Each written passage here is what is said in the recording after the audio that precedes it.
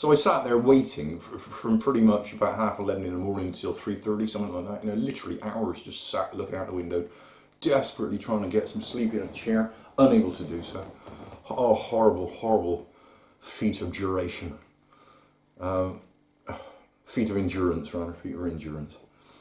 At some point, the doctor turned up again and called me into the room. This is after the x-ray and all that.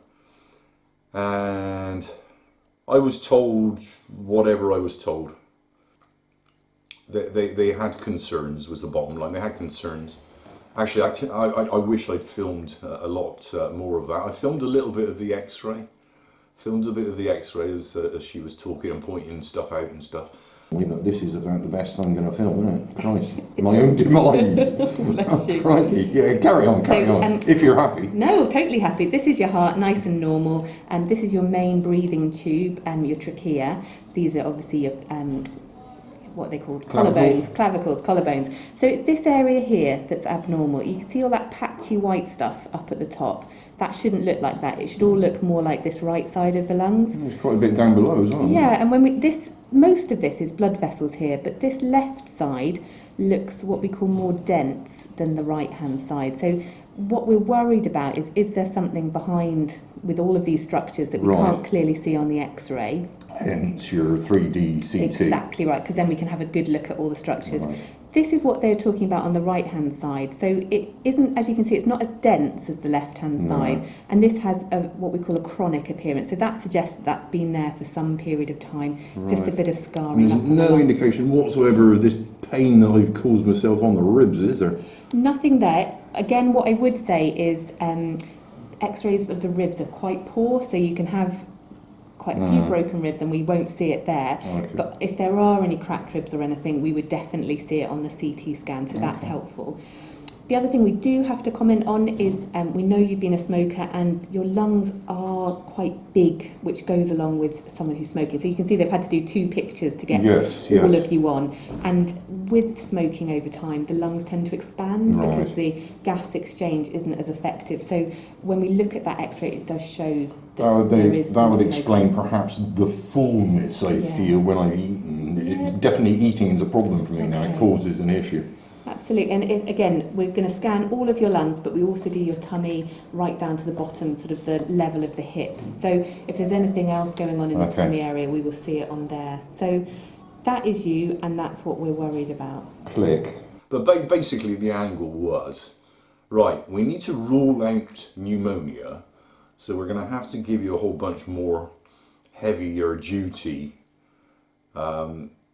tablets. What are they flipping? You know, tablets. Antibiotics, that's the word I'm looking for. In all of this, I've lost some brain cells. There's no question about that. No question about that at all. I've lost some brain cells with what's going on here.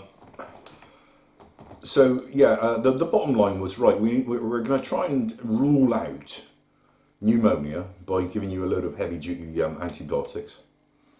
And we're going to take some more blood and do some more tests. I don't know what the result of that was, I don't know. But they took some more blood. They didn't take it from the tap, because by then that was like contaminated and would only be useful for putting stuff in. So they had to take more blood out of the other arm. That seemed weird to me. And they were going to arrange for me to have a CT scan. Now, during that conversation, there was the definite suggestion that, well, you know, I think we're going to have you in. I think we're going to have you in. And it's like, whoa, no, you're not. No, you're flipping not. Because, you know, I got a dog and everything. Well, I can't, absolutely not. You know, I didn't have to persuade them. It was like, clearly I was not happy with that idea. And they immediately sort of said, okay, yeah, no problem then. We'll arrange, you know, the CT scan for some other time. And I was disappointed by that. I was hoping that would be done on the same day. I don't know why that has to be done some other time. Anyway, so basically around about 3:30, armed with a load of antibiotics from their own chemist department, so I escaped the prescription fees.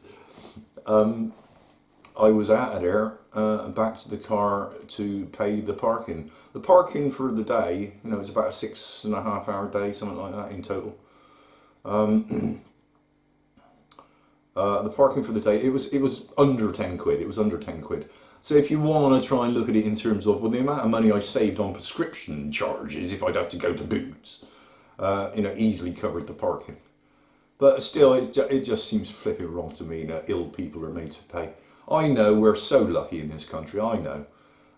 But still, you know, one of the finest things about this country, and there ain't many left, is the NHS.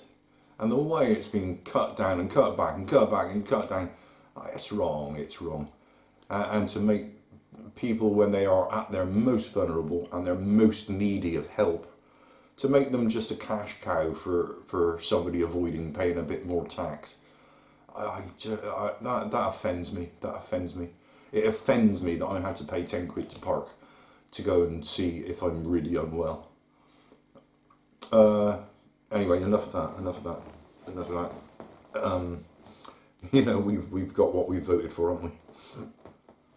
One of the marvellous things about that hospital thing was the doctor, whoever she was behind the mask she was wearing a backpack. I don't know what that was about. Why would the doctor be wearing a backpack? What was in that? I should have asked. But she was noticeably different because she had a backpack. She without my asking for it, she spontaneously went off and then came back and presented me with a piece of paper where she wrote on there what I was starting to not remember as they were telling it to me. Do you know what I mean? So she knew the score. It's like, you know, when you're getting told some bad news that you might have cancer and all that. And I did well up at one point. They left the room to let me have a moment because you know, you're gonna, aren't you? I was just thinking of Bear. Oh, poor old Bear, you know. Anyway, she wrote all this down, so this is what I'm relying on as the never mind my memory of what occurred. This is what's written on the bit of paper. I'll read it. This is what she wrote. Problems. Number 1, abnormal left lung on X-ray. Number 2, small amount of blood in urine. 3, raised eosinophils on Bloom tests. Possible causes, many! Exclamation marks. It could be all pneumonia secondary to bacterial infection, trying different antibiotics. I came home with the antibiotics, and it's now, you know, after 5 days, I've now finished the course. No effect, made no effect whatsoever, no effect at all. Back to what she's written. We are worried about the possibility of cancer. We are organising an urgent scan of your lungs. A rare cause would be inflammation of the blood vessels, vasculitis. We have sent off a panel of blood tests to look into this. I don't know what the results of that are, actually. I will have to, perhaps I do need to talk to a GP about that. I don't know what the results of that were. Doesn't matter, does it? Well, who cares? So, what happens next? 1, trial of different antibiotics. Big pile of them, I've just finished. Number 2, a CT scan in the next couple of weeks. Number 3, follow up with a chest specialist. And asterisk at the very bottom, come back if you are more unwell. Right. So, based on that, and based on the fact that the antibiotics had no positive effect whatsoever, I just carried on with all of these symptoms getting worse and worse, less and less sleep every day, coughing and coughing and coughing, which I'm not doing at the moment. You see, I get periods when I can just carry on almost like I'm normal. The reason is I'm leaning forward. The minute I recline in the chair like that, or try and lie down to sleep, I fill up. And I can only attempt to sleep on my right hand side, the recovery position like that when I'm in bed. That's the only way that I can attempt to sleep. Any other position in bed causes me chest pain and causes me to fill up and start coughing. This is why I'm getting no sleep, you know. In your sleep you move around. Wakes me up. Coughing, being ill for a couple of hours. Anyway, so right, the next hurdle then. So okay, still nothing to actually help with any of my symptoms. Okay, they got to do tests and all that, but you'd have thought they might have addressed some of the symptoms, the utter hell that I've been going through, the suffering that I've been going through. But no, nothing. Still, month later, plus, still nothing. So I'm waiting for a CT scan. Right, in the post, I did get details of, where is it? I shall have to get up and have a look. Oh, there it is, I got it. So ultimately, in the post, I don't know when this came, it's dated the 23rd of September, and I was in the hospital on the 21st. So that's, they've organised a CT scan for, wait for it, for Saturday the 3rd of October. So another hurdle to get through, another week of just going through all these symptoms, just trying to survive. That's now all I do. All I can cope with is just dealing with the illness and how sick and ill I am and how tired I am all the time.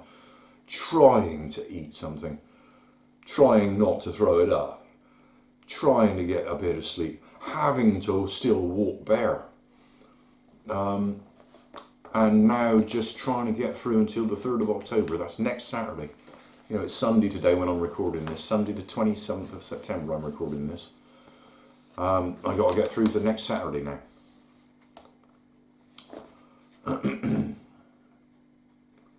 An hour before I go there, I have to drink a pint and a quarter of clear fluid.